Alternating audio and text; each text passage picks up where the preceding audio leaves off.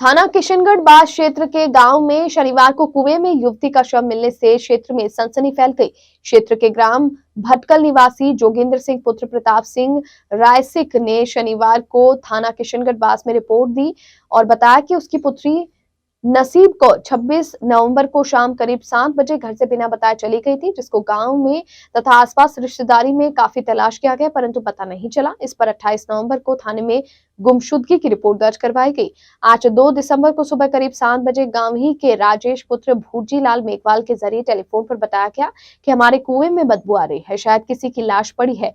जिसके बाद वह कुएं में पहुंचे और जहां उसकी बेटी नसीब कौर की लाश कुएं में पड़ी दिखाई दी।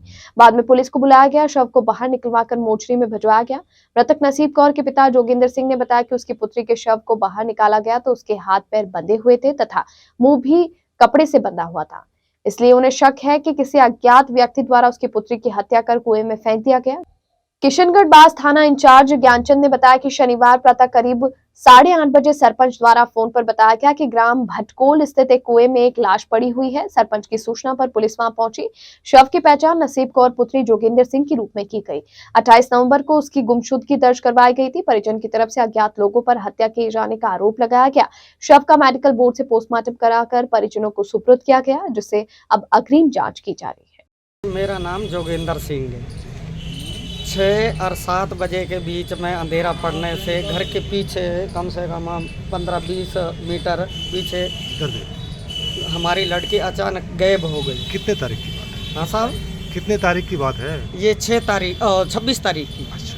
26 तारीख की 6 और 7 बजे के बीच में अंधेरा पड़ जाता, एकदम अचानक गायब हो गई।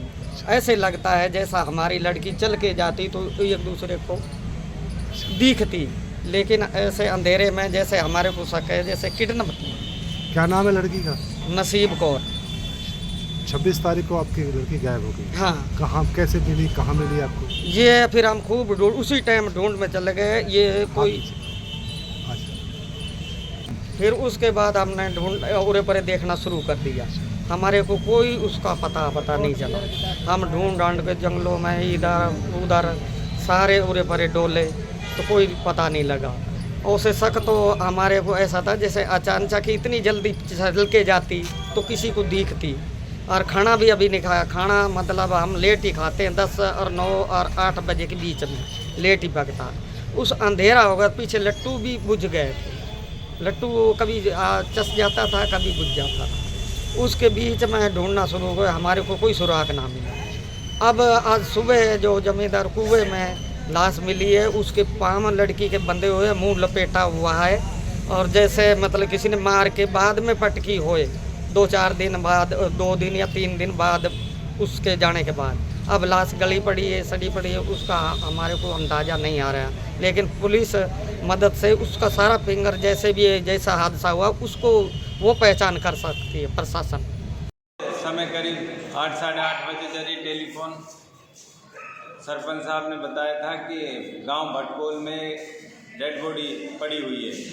इतला पाकर गए मौके पे, पुलिस जाब्ते के साथ में, साहब भी साथ ही थे। वहाँ गए तो वहाँ पे डेड बॉडी को निकाला तो नसीब कौर की मिली थी डेड बॉडी। उसके पिताजी, उसके परिजन, गांव के मौजूद आदमी थे जिन्होंने पहचान की कि नसीब कौर है, जिसके संबंध में थाना आजा पर 28/11/2023 को गुमशुदगी दर्ज की हुई थी। डेड बॉडी को कुएं से निकालकर मोर्चरी में लिया है, जिसका पोस्टमार्टम मेडिकल बोर्ड के द्वारा करा रहे हैं। परिजनों ने रिपोर्ट दी है कि किसी अज्ञात व्यक्ति ने हमारी बेटी को मार के कुएं में फेंक दिया, जिसके संबंध में मुकदमा दर्ज करके तफ्तीश की जाएगी।